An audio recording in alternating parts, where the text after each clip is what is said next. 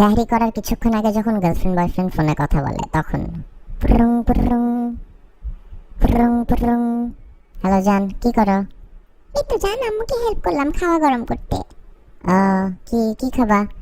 ভাত খাবো, ডাল খাবো আর একটু লেবু আর মুরগি মাংস। কি যে মজা! মজা না? খাও তাহলে। আচ্ছা জান, আম্মু ডাকতেছে, সাহরি করে আসি। যাও, লাভ ইউ।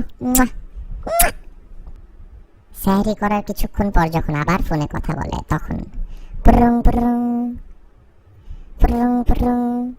জান খাইলা? হ্যাঁ জান খাইছি, খুব মজা ছিল। তুমি খাওয়া দাওয়া করছো? হ্যাঁ খাইছি, নামাজ পড়লাম। তুমি পড়ছো নামাজ? হ্যাঁ জান পড়ছি। ঠিক আছে, কি করবা তাইলে? সকালে ক্লাস আছে না তোমার? যাও ঘুমাও, সকালই তো হয়ে গেছে অলমোস্ট।